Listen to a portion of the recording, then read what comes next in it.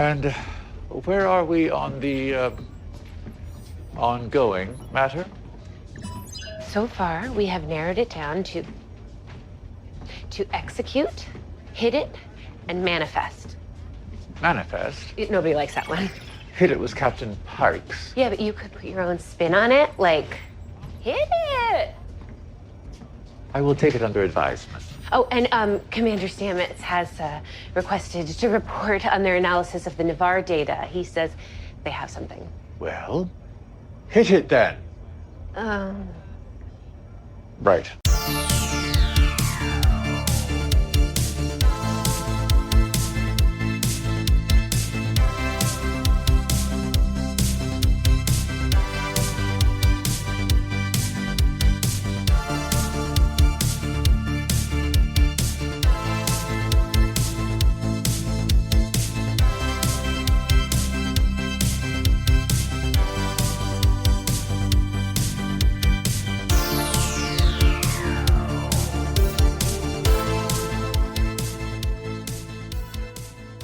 Hi, everyone. Welcome to Deep Space Pride, a gay Star Trek podcast. I am one of your hosts, Johnson Lee, and with me is my co-host, Mike. Mike, how are you doing today? Happy New Year. Happy New Year. I am doing well. It's the end of vacation, last day of vacation for us both. All over. Yeah. I'm just counting down the days to MLK Day. That's all there is right now.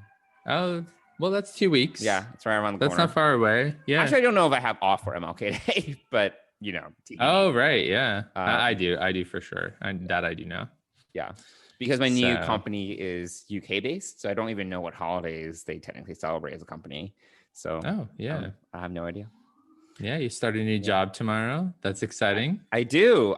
I'm excited. I'm a little bit, nervous because it's kind of like first day at school, but I'm sure I'll be fine. I have like this whole onboarding schedule already. I'm like meeting with like a zillion people, so there's that. But I'm sure I'll be fine. I'm sure they're not going to throw me to the wolves the first day, but we'll see, No, I'm sure it'll be a gentle I don't know, gentle, but maybe not gentle. Maybe not gentle, but they'll give me time to pick things up and acclimate, Correct. So, yeah. I'm excited. Exactly. So it's a new chapter, new challenges. Yeah. New chapter new in growth 2021. Opportunities. There you go, which is why you took this opportunity, right? To exactly. grow. So, yes, I just need something new. So, I thought that it would be cool for us to, before we dive into this week's Discovery episode, for us to talk a little bit about some of the stuff that we've been doing the past 2 weeks, specifically the little trip that we took to upstate New York, where we went to the Star Trek original series set tour.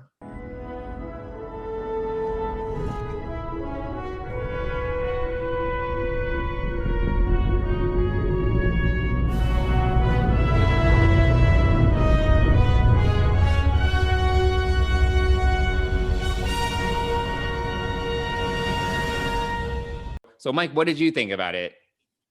Let's start with your thoughts and, sure. what your experience was. It was, everyone there was great, first of all. And we want to thank the Star Trek original series set tour team, James and Drew, and I think Anthony was our photographer. I don't remember his name. And we want to thank them for having us by, and it was really quite informative. And I know Drew, our tour guide, he knew a lot. I mean, it's his job, but he also seemed like a fan, and he just knew things. Yeah, exactly. Yeah, it was surreal at times. Mm-hmm. It was and obviously the penultimate piece of this, or the ultimate piece of this, is going to the bridge, which is the last part you do. But even, from the beginning, we started in a transporter room, which was really kind of cool. Mm-hmm. Everything felt real, and everything felt solid. And, it just, It was really it was like transporting onto the Enterprise. It really was. Yeah. Yeah. It was like it being in another world, and just in my mind going through the scenes that you see in these various sets. Some of which I don't exactly remember. Like I don't really remember too much about uh, the room with the decompression room. I don't remember that. I don't remember I don't that from remember this that from episode the either. series. But being in the transporter room, being in Dr. McCoy's office, being in sick bay, Even the hallway, you know, yeah, actually the hallway was the biggest thing it's because just so all of iconic. The hallway. right, all the crew members running, Yeah. running to red alert stations and things like that. It was just, yeah, it was so surreal, and it was just a lot of fun, a lot of nostalgia, a lot of just a lot of fun. It was really Yeah. fun. It Yeah. was cool. You couldn't touch a lot. We touched a few things, but Mhm. it was the bio bed, and not just the bio bed in the sick bay where people were recouped, but also the, where people were examined there, where it folded down and let people on or off, and how that whole thing worked. Uh, yeah, it was just really, really cool to be there, and so realistic. If you didn't look up at the ceiling, you'd really think that you were there. Yeah. Yeah. I mean, I thought that they did such a great job just recreating everything and the level of detail that they put into it. And, like Drew kind of gave us a lot of the info on how they went about recreating the sets and the amount of work that went into it because they couldn't find the right material from when they initially produced the sets. So they went ahead and recreated textiles or materials themselves. It was just insane. Where they had to source things from the original manufacturer and they had to hunt things down.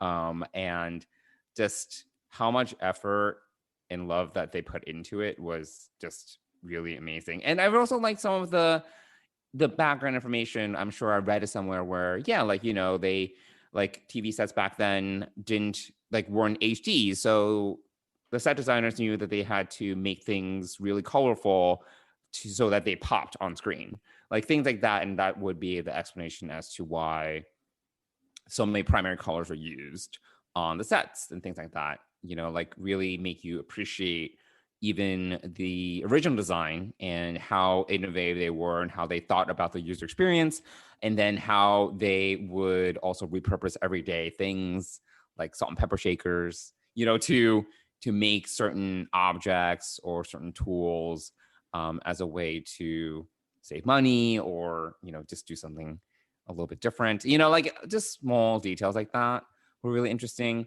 And then, the bridge was great.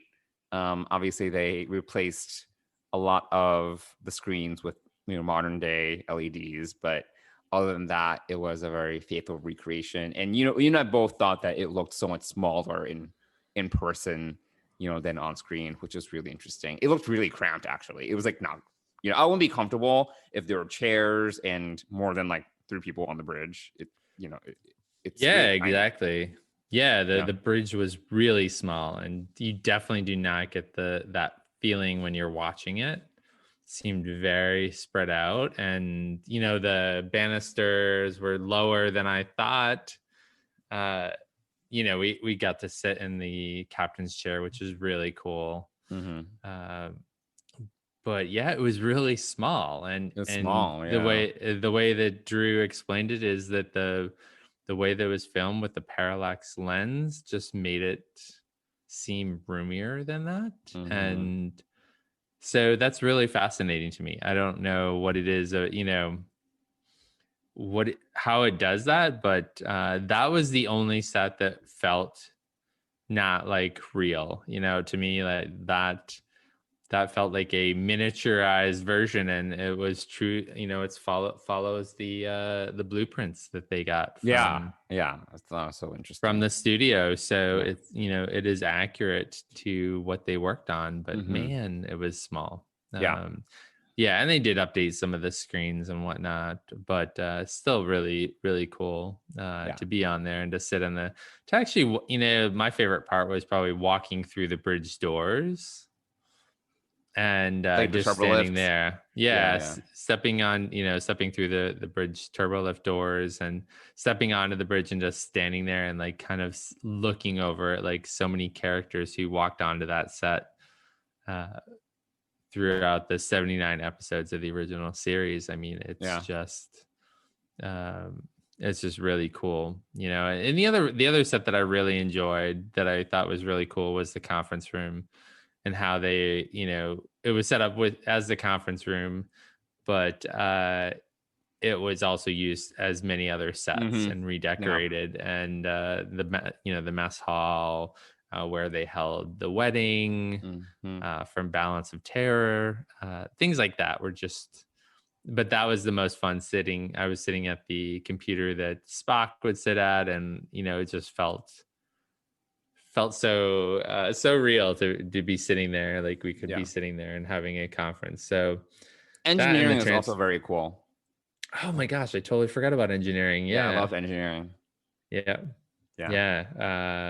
Again, that felt small too. Now that I think about it, I mean, it's bigger than smaller. Most of the other sets. It was like two levels, but right, yeah, it was. But my favorite part of that was just how you look through the grading and how they created it to look bigger than it was, the warp core. Longer than it was. Yeah, the woodwork was really good there. So yeah, that was cool. That was my favorite part of engineering, was that where the engine itself was. But the transporter room was probably my third favorite piece after the conference room and the bridge. Obviously, you can't not love the bridge. But yeah, it was so much fun. It was quite a trek to get there. It was far. It was very far. But worth it. We made a weekend out of it, so it was fun. We did, yeah. We left early Saturday morning, went up to Saratoga Springs, walked along the city streets in Saratoga Springs, had dinner, had some mediocre food. It was fine. It was fine. It was fine. And then drove up the next morning after we checked out. And thanks for doing all the driving. I did nothing. You and Dennis I napped in the back. Chauffeured. You napped. Dennis napped. The drive from Saratoga Springs to Ticonderoga was very hilly and very. Oh, was it? Yeah. We were going around mountains and stuff. It was just. It seems so easy from the back. But it was a fun road trip. We had a good time, and the tour was amazing. The people there were great, and you and I are huge next gen fans, and they are in the process. It'll take several years, I think, but they're in the process of recreating some of the sets from the next generation. One day, which will be amazing. So we definitely encourage anyone who wants to literally trek to upstate New York and go and see it, to do so. I mean, it's totally worth it, for sure. Yeah, absolutely. So that was a lot of fun. Yeah, that was a great way to spend the day after Christmas that weekend. Yeah, it's awesome.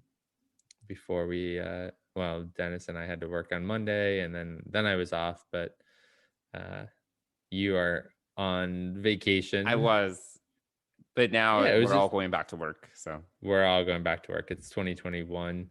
And just for a quick shout out, today, January 3rd, is Johnson's birthday, the day we're recording. So Hey-o.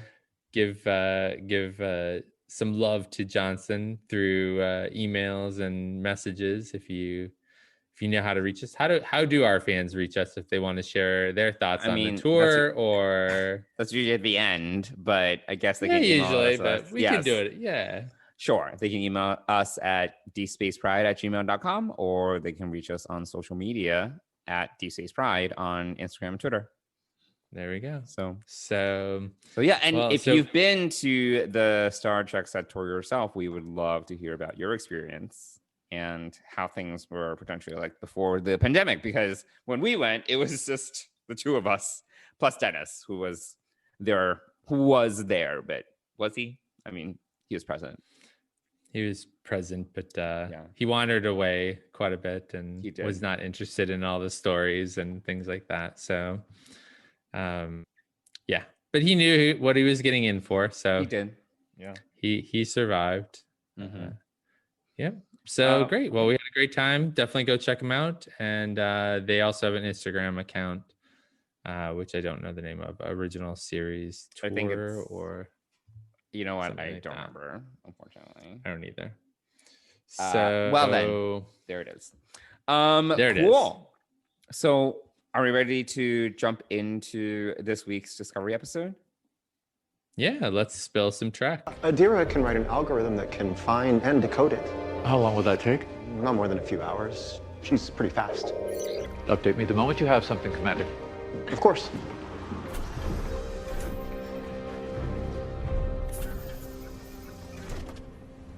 They are fast. They, not she. I've never felt like a she or a her, so I would prefer they or them from now on. Okay.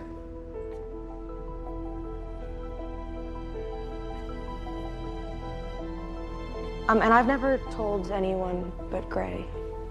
So cool. So on this week's episode of D6 Pride, we are talking about The Sanctuary, which is the episode where we meet Book's brother, and a bunch of other things happen. Do you have the summary up? Here's the summary from Memory Alpha. I don't have my usual CBS All Access up in front of me.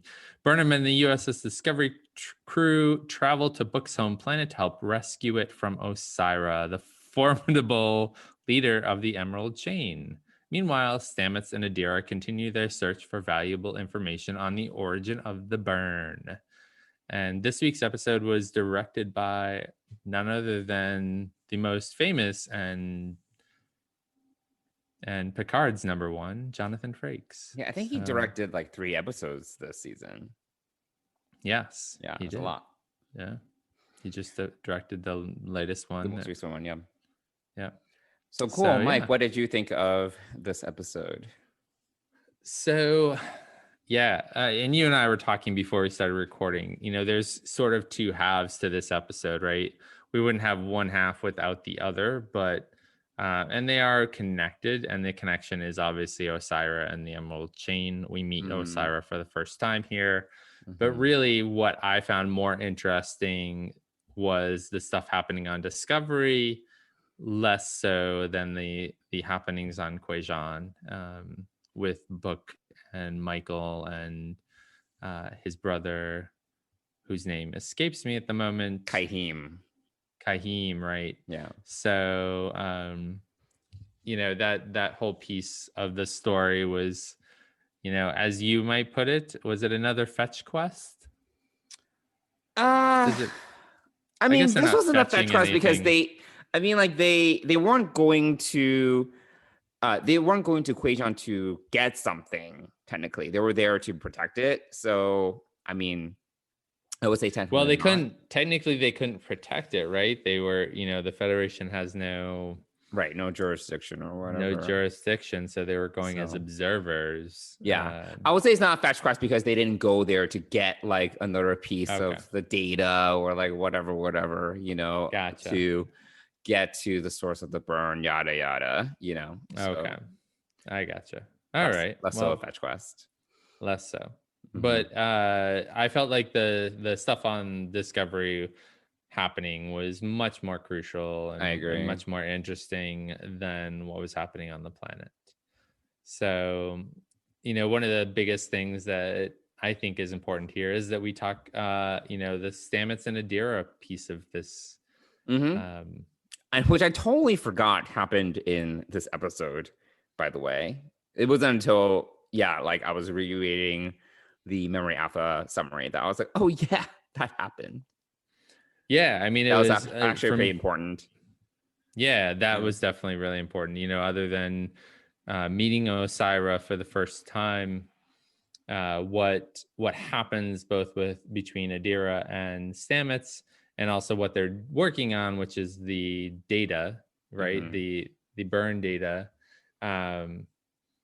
is the crucial. I don't know. I think the most important pieces of this. There's some cute other funny scenes that are. There are two other things that come to mind, right? Tilly as first officer and Saru talking about his catchphrase. Yeah, that was great. So funny. And also when Rin comes to meet Saru and Tilly kind of puts him in his place and stands up, does a really great job of that. And then the other piece of that is of the story is Detmer's kind of rebound from her PTSD from everything that's kind of happened. So we see this new we see Detmer work through her difficulties.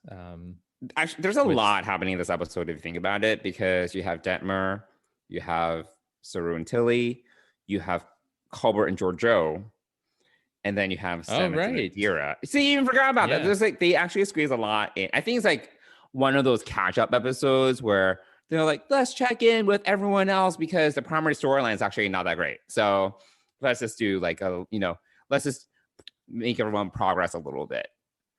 Yeah, I mean, the whole Quajan piece of it really is just another example of how Osira and the Emerald Chain affect these lesser worlds, these underdeveloped worlds, and how they kind of get their hooks in there. And the result of this was why Book left the planet for 15 years, why he and his brother haven't spoken in that long. It brings us back to the first episode with the transworms. Also at the top of the episode, we do actually meet Osira, and Talor gets eaten by a transworm, which is also what she did to his father. So, this kind of, I guess, creates some gravitas to the evil that she kind of brings and presents, right? Or potential. She's not loyal to anyone, including her nephew. So she I was like a little bit, especially having just watched the most recent episode of Discovery. What was the name of it? Like the one, like There Is a Tide. Oh yeah, where they're kind of like fleshing her out, like fleshing Osira out as a character, and then you see her kind of have this sentimental side of her, particularly with that scientist that she basically raised. I thought it was, and then I was like, all right, then looking back, like, she was so ruthless with Talor, and she basically also raised him. Like, I don't know. Like, I think that we were just presented, like, she was presented as kind of like a one-dimensional villain, and then later on, they're like, oh, let's flush her out a little bit and make her more complex. Great, because they were definitely giving us little by little, like little pieces at a time, and she does come off as very one-dimensional in this episode as the big baddie, and basically threatens the Discovery, and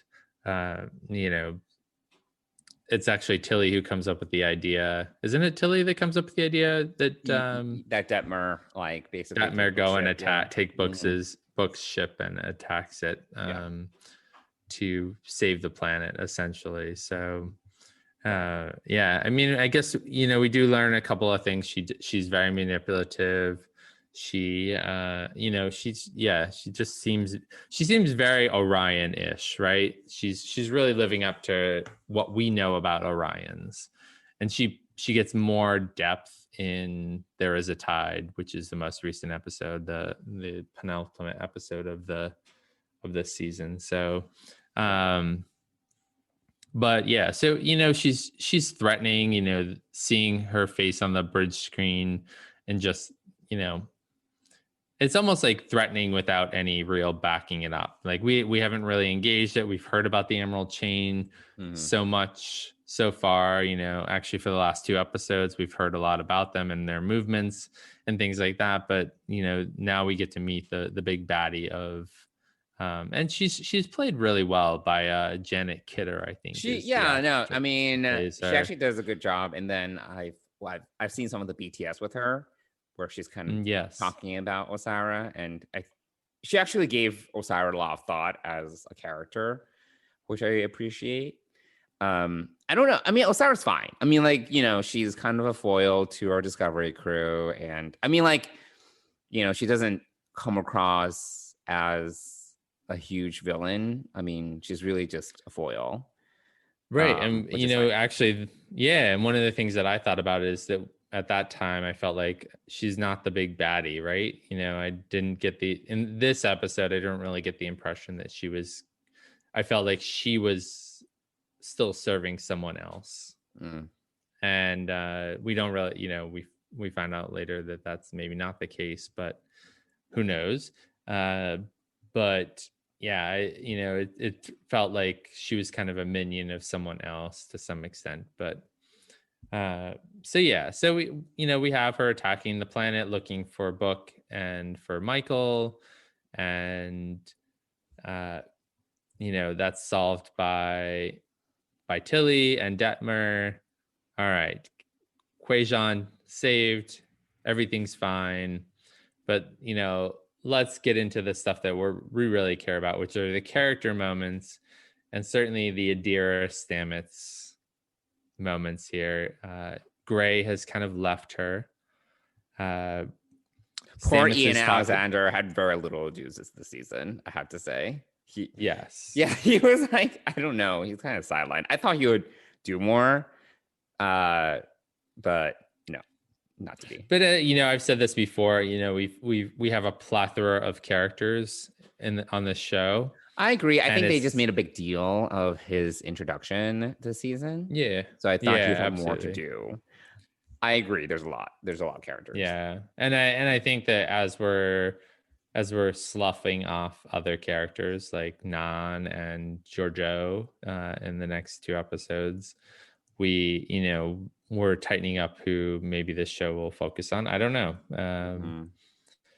But really sweet moment between Stamets and Adira, when Adira kind of tells him that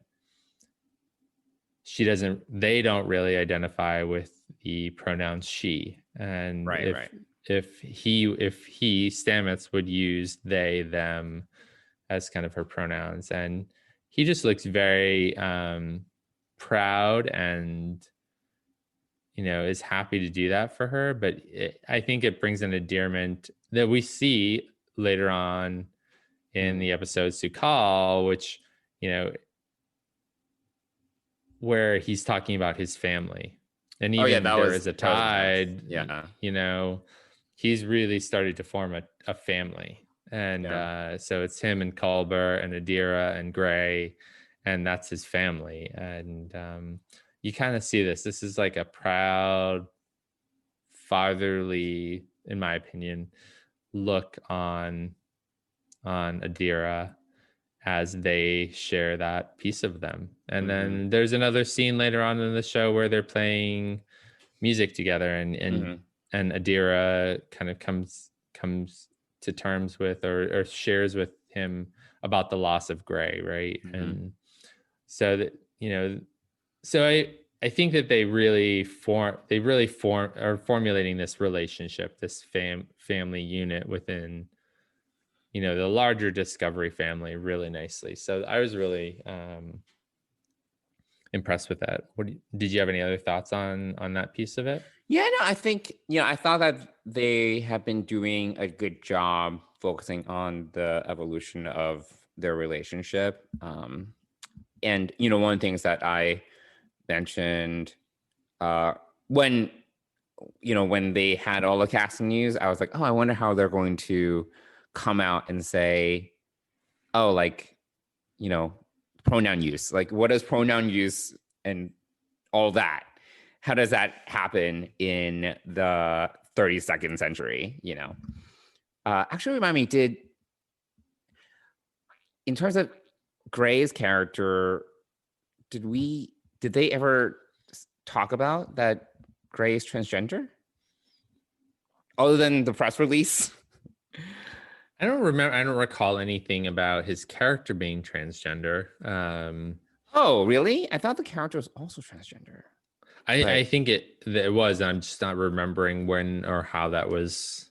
I don't think it was shared. Well, anyway, right. Yeah, because I was wondering like how they would come out to reveal that Gray's character is transgender, and also how they would come to reveal that Adira's character is non-binary.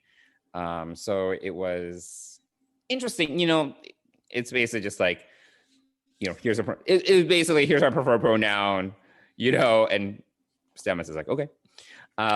So I guess it's not that dissimilar to how we do it today. But yeah, no, I do appreciate these small moments that we have between them, where we're kind of building, you know, their relationship. I wish there was more. I feel, you know, I wish there was more between Adira and Culber. We do have a little bit here and there, but mostly the bond seems to be between Stamets and Adira, which is fine. You know, meanwhile, Culber's kind of busy. Culber needs to deal with Giorgio, and I guess, right, you know, dealing with the trauma that people are feeling on the ship or something. So yeah, sure. But you know, I do think that you know, what you mentioned in terms of how Stamets really does come to see Adira as part of his family, particularly in the most recent episode, There Is a Tide. That was a I know we're not talking about that episode, but that was a very powerful scene. And you come to realize how important Adira has come to mean to him. You know, I think you see that here. You do. You know, I wish there was more, because if you think about it, there's really not that much, not that many episodes, you know, where they're kind of growing their relationship. And by the time that we get to There Is a Tide, he basically, you know, like, Stamets basically sees Adira as an adopted, like, child, right? And I'm like, okay, I guess, you know, like, it hasn't, they haven't, the relationship, though it's been pushed along, it hasn't had that much time to evolve. And at least for me personally, I would certainly not think of someone as an adopted child anytime, you know, it would take a while for me to kind of think of someone that way. So I was like, you know, though, that scene was powerful, you know, when Michael was basically forcing Stamets to leave Hugh and Adira behind. I thought that, you know, it goes with a lot of how I feel things oftentimes happens in Discovery, where I don't think in this particular instance it's unearned. I don't think that, you know, it's the, you know, like, their relationship, because we are spending time with them.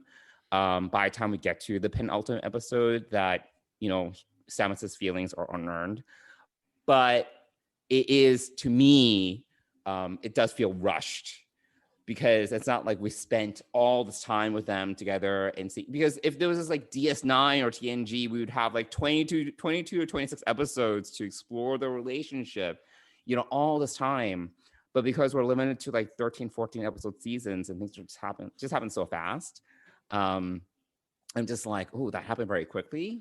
You know, I appreciate it, but you know, like, and this is something I've said and echoed in past episodes. Sometimes some of these character moments just seem rushed, or at worst unearned to me.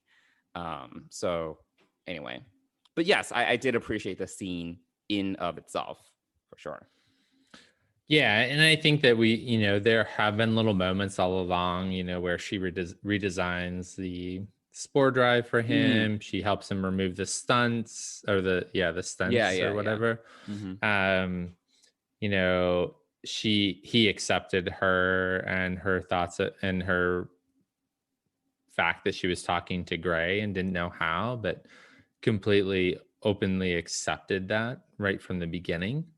didn't think she was weird, didn't believe her. He believed her. He, Right. talked to Gray, in a way. So, if I have a predictor, if I threw out a prediction based upon this episode and then we're jumping ahead to last week's episode, which we just watched, I'm wondering that when Adira beams down, if there's not something that in this holodeck that might separate out Gray in a way that he becomes a physical character again. So I don't know. That'll be a for lot sure. to squeeze into the finale, but I guess we'll see what happens. Yeah, I mean, I'm hoping that we have a 90-minute finale. That would be great. But it's probably not going to happen.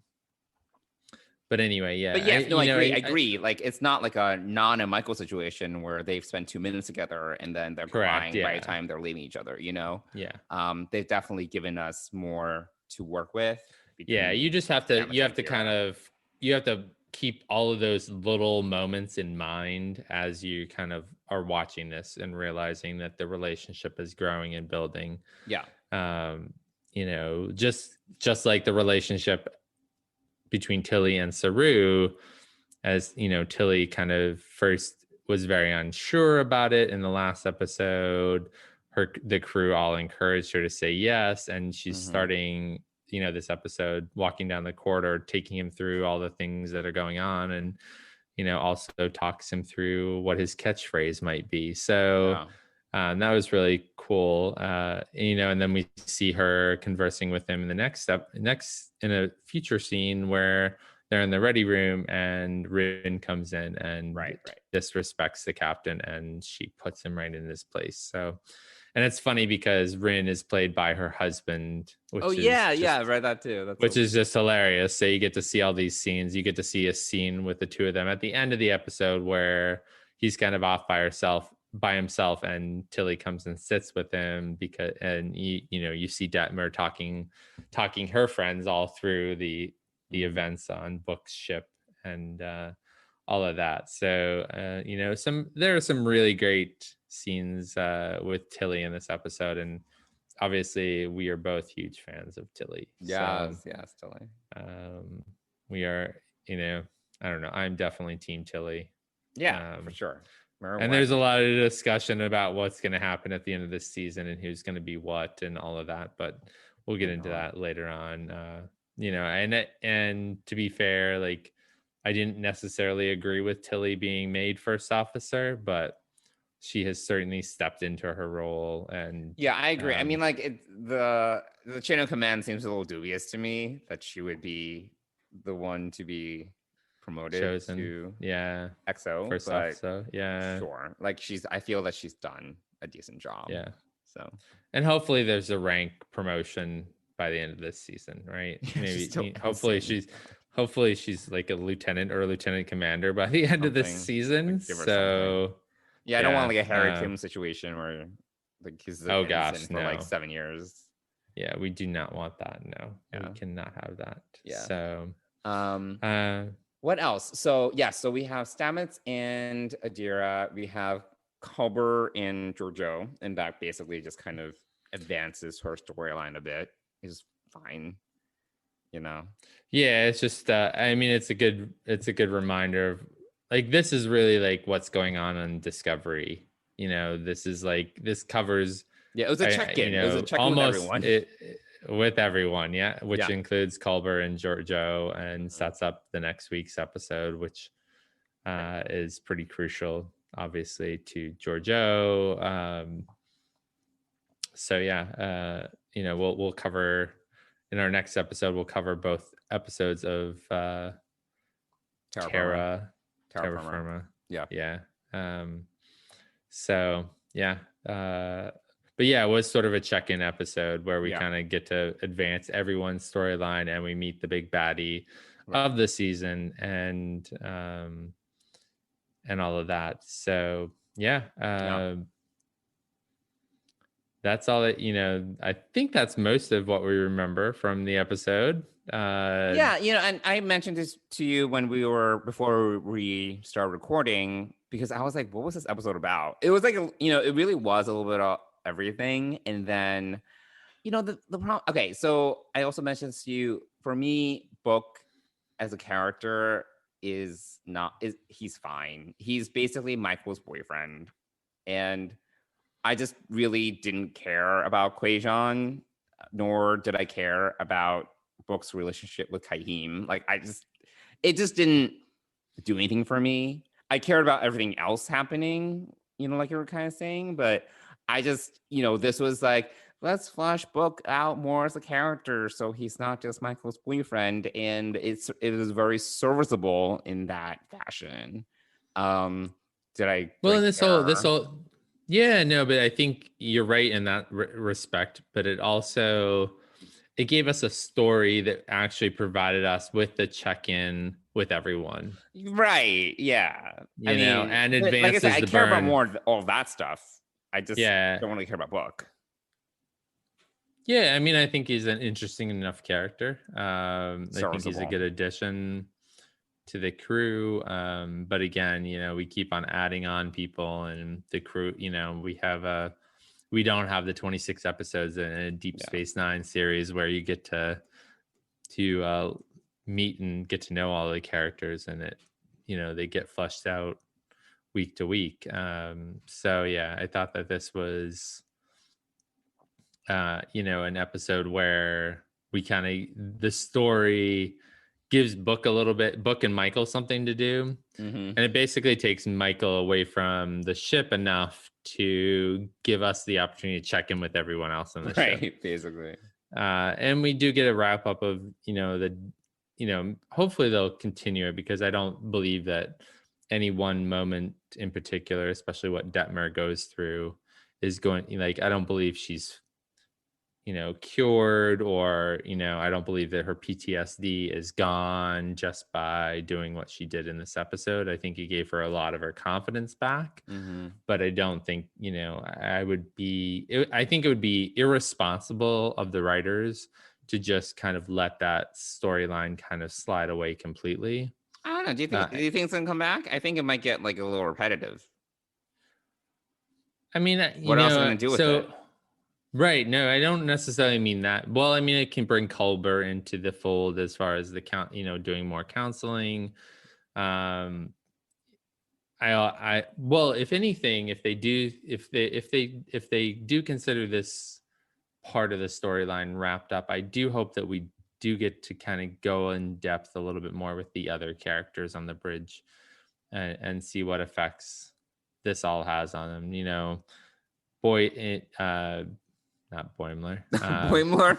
Which one? No, I was gonna say Boyce, but that's not. I don't think that's his name. The communications guy. I don't remember his name. We have Jen Reese. Yes, We Reese. have Joanna. We have. What's the one? I can't say her last name. Yeah, I can't say her last name either. We have the girl Lieutenant that played Nielsen. The girl that played Ariam. She's now Lieutenant Nielsen. So yeah, I hope we'll get to see. We've gotten to see Detmer a little more deeply. Hopefully, we'll get to see some of these other characters a little more deeply before too long. I'd like to see them flesh out these other characters. I don't know. Will they ever? I feel that there's always something bigger to be occupied about. And they obviously have their favorites when it comes to who's driving the story, and everything needs to be centered on Michael. So I don't know. I don't know. It'd be great to learn more about Owasagun or Reese or whoever, but I don't know what's gonna happen. This most recent episode that we did watch, there is a little bit more for them to do because they're retaking the ship. Right. But I don't know. I still don't know if there's much for them to do or much opportunity for us to learn about them as characters. Because I feel there's always more. Thinking about Trek nowadays is that there's always more important fish to fry, basically. And there's no time for just some of these we don't get a lot of time with these character driven moments. We do get them, and I always love it when we do get them, but there's always the bigger story plot that we need to kind of focus on, Yeah, sure. Yeah. So Well, that would be my wish, is to continue to flesh out those characters as well yeah. as everyone else. Great. Um, Well, anything else on the sanctuary? No, I think we're good for this episode. Are we ready to dish a little bit with Deanna? Yeah, let's go and see Deanna. Come in. Hi. You got a minute? Sure.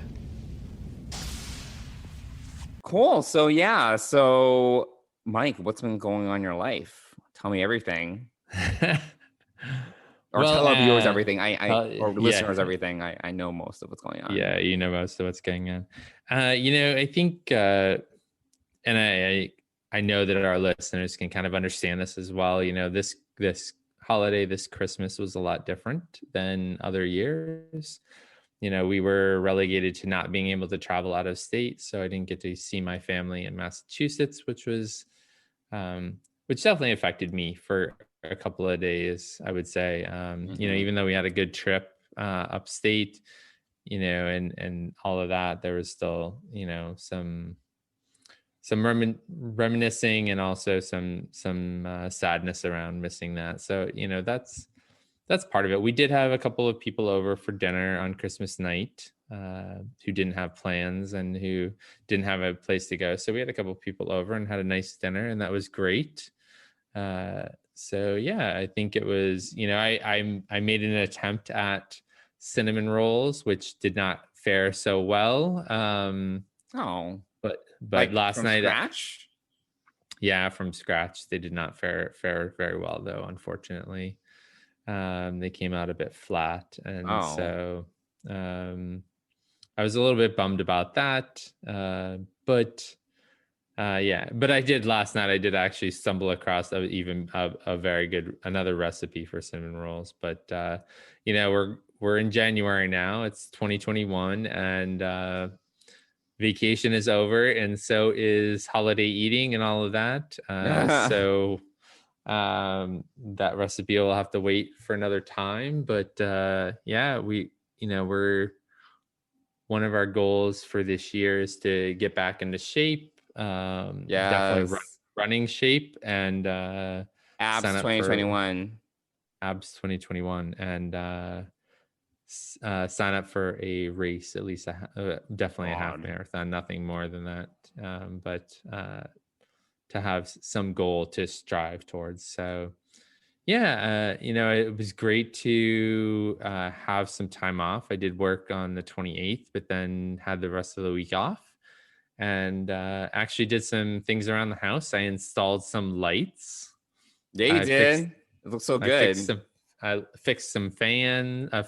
One of our fans was the light switch broke, so I fixed that. I still have to finish putting that back together, but that was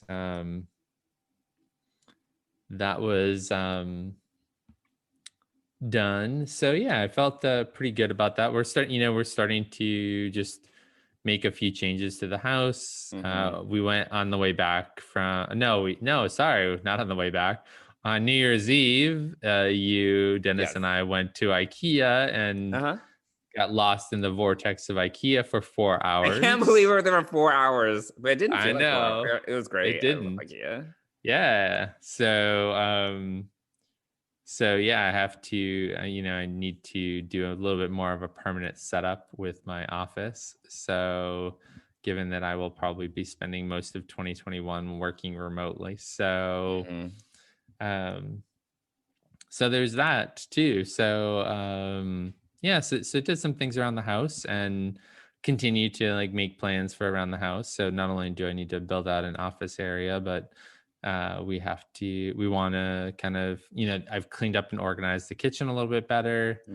And we need to get when we were over to your place for New Year's Eve, we got to see your bar cart. And so we were inspired by that. So I think we're going to replace we're gonna not that's the idea of having that is really good. I think a good idea to keep everything in one place. So we're actually going to replace the the under the TV console, which really all it really holds is the printer is inside and a bunch of papers and storage, but the modem and the internet stuff are on top. But I think we're going to replace that with something that's more to the ground and up to about the level of the TV, so that we can store more stuff and include maybe include putting half of our or using half of it for a bar cart per se. So we have another reason to go back.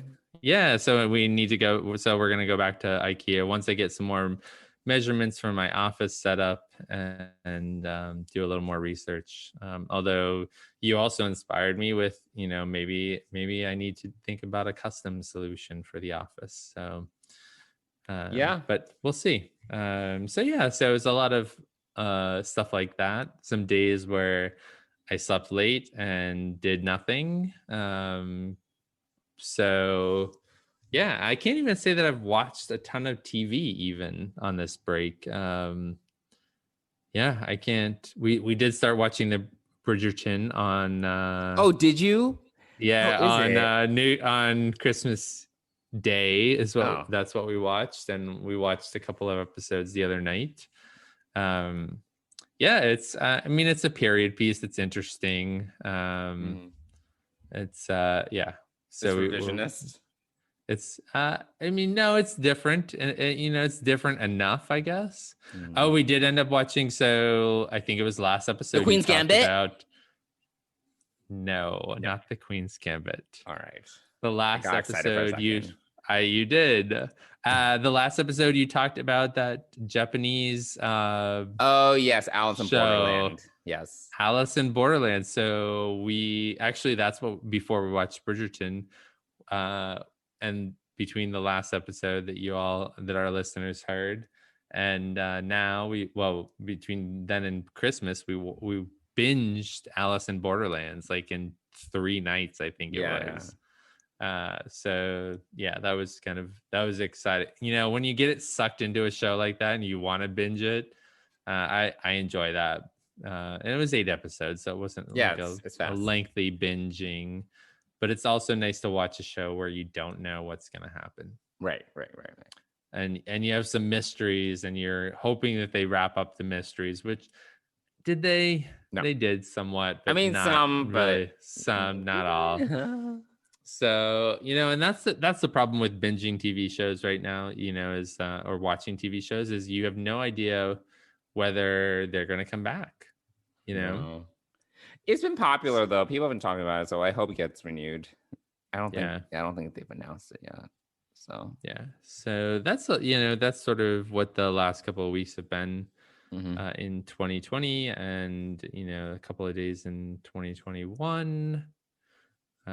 It's Sunday the 3rd now, and our last day of vacation, and your birthday, and all of this. So that's what's been going on with me. What about you? What's well, I've been off from work for almost 3 weeks, and it's been pretty nice. I will miss not doing anything or having responsibilities. It's been, I've just been doing whatever. I've been seeing people here and there. I've been like watching TV. I've been working on my fish tank. As I mentioned on the last episode, my dad passed away, so obviously I had to deal with some of the funeral stuff. But yeah, it just went by so fast, and now I'm kind of excited, nervous about this new job, but then I'm also like, break's over, So I don't know if I've utilized my time the best over a break, but it's also a break, so I'm kind of like whatever. I do have to really change my schedule though, because now my new job, my day starts at 8:30 rather than at 10. So that is going to be a shift. I have not made any steps towards acclimating to that schedule yet. Like last night I went to bed at 3. So I don't know. I'm going to try to go to bed a little bit earlier today. I think I'm going to, because there's no way, I can't go to bed at like 1. There's no way I'll fall asleep. So I just need to like slowly adjust my schedule. Like maybe tonight I'll go to bed at like 2. Like I'll be in bed sleeping or attempting to sleep at 2, and maybe next day at 1:30, and then 1 o'clock. I think 1 is probably like a good target for me. How many hours of sleep do you like to get per night? I usually get like 6 or 6.5.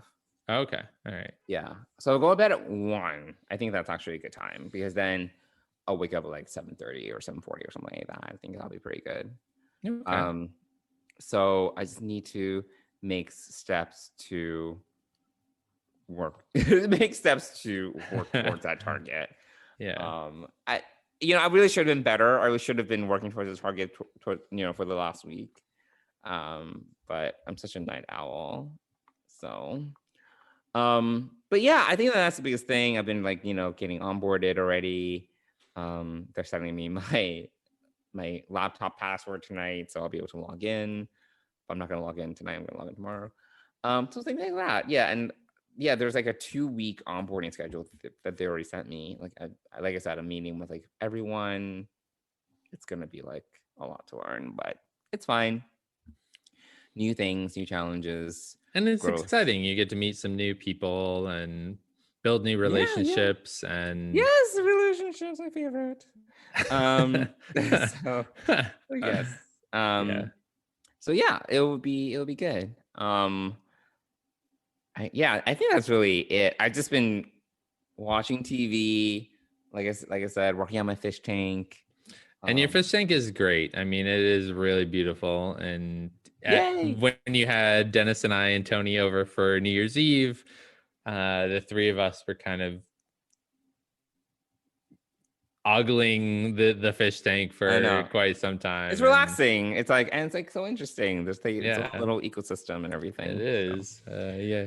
So the fishes have personalities and but yeah, I guess that's really it. Like, I don't think much has happened in the last 2-3 weeks, other than my dad dying. But I guess that's major. But yeah, that's really it. And we'll see what 2021 holds for all of us. We will. We hope it holds some relief for a lot Even of the next people. 2 weeks, it's like, what's going to happen? What's our government doing? Don't know. Right. Yeah. God. Yeah. Some craziness. I think it was today that the new Congress was sworn in. Yes. So yeah. Hard to say. Yeah. Well, before we go, one of the things that we haven't done a great job of, but that I am a big fan of, is one of our network sponsors, Fansets.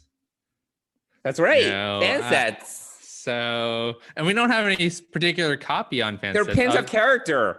They do. That's their tagline, right? That is their tagline. Yes. Yeah. So they support the Trek Geeks Podcast Network, on which we are one of the many shows in that plethora. I'm a fan. Actually, one of the things that I did not get to finish was my pin display case. Oh yeah, whatever happened to that? Is this sitting on the floor somewhere? I mean, it's sitting on a chair right now as I cleaned out the office to fix the fan. Wait, you didn't finish it? What do you still need to do?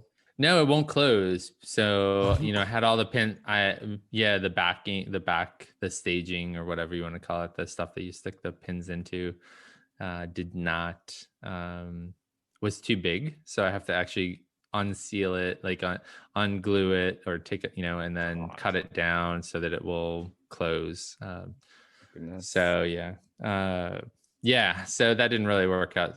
That was not, but I did build my casing, the display case for my Lego Razor Crest. Yes. So that looks good. Which I'm pretty happy with. Where is that going to go? On the top shelf of my future office space. Oh, okay. Yeah. Great. And I think I'm gonna get one of those IKEA lights to like shine over it. Okay. you know? Okay. Cool. So yeah. But anyway, so yeah, my fan sets pin display case is not yet finished, but one of the projects that did not get done during this vacation time. But yeah, we have a number of them. They have a lot of Star Trek pins, but they also have other great sets like Scooby-Doo and Batman 66 and Alien and all kinds of other things. So we just want to shout them out and say thanks for continuing to support our network, the Trek Geeks Podcast Network. And yeah, Fansets is great. And don't we have like a code that we're supposed to give out? We do for 10% off. I don't know what our code is. I don't know what it is. Well, there we are. There we are. We'll come back next time with the code. Next time, yes. And you know, the funny thing is we've done this is going to be our 17th episode, and we've probably talked a little bit about Fansets, but we've never mentioned them as an official sponsor. Yeah. And so this is our first go at it, which is, you know, about how we do things around here at Deep Space Pride. So we'll come up with some more exciting copy and get you that 10% off code so that you can next time start. Yeah, next time. So, you know, one thing, because you're talking about fan sets and collectibles, it did remind me, I did go on a date in the last. Oh my gosh, you did. Yes. So that was my second date. So while we're dishing with Deanna still, kind of, that was my second date of 2020. And it was okay. Like, you know, I don't think we felt the spark or, you know, like, oh, we want to take this further. That being said, the reason why when you were talking about fan sets, it kind of triggered that for me is because the one thing that we did really connect on is that he's a total like sci-fi fantasy junkie. And he collects things. Like he has, I did actually drop by. He had just moved into a new apartment, and he was like, "Oh, do you want to just, you know, do you want to see my apartment?" I was like, "Sure." I hope I don't get murdered, but sure, why not? But he literally has like 2 massive display cases of just He-Man figures. I don't know why he's into He-Man specifically. I didn't ask him, but he's had all the figurines. I was like, this is a lot. It was very organized. But it was like a lot for me. I was like, wow, it's so many things, you know, so many tchotchkes, which I'm not really into. Right. But he's into like collecting like comic books, and even he had like CDs and all very organized. So in some ways we connected in the sense of, you know, we watch a lot of the same shows. He's a huge like Star Wars fan. There are things like that. I just don't think we kind of connected on some other critical level. It definitely felt like, you know, talking to someone who could be a good friend, but nothing beyond that. So, well, I mean, still, congratulations for having a second date in 2020, which was a feat considering that most of 2020 was spent in a pandemic. Right. So yeah. And here's to a few more dates in 2021. Yeah, we'll see what happens. There you go. Yeah. But I guess that does it for this week's episode. We already mentioned it, but for those of you that want to contact us or reach out to us, you can email us at deepspacepride@gmail.com, or you can reach us on Twitter and Instagram at deepspacepride. And yes, if you reach out, we will do our best to respond and talk to you. Yeah. Thanks everyone for listening. Yeah. Thanks everyone. Have a good week. See you next time. Bye.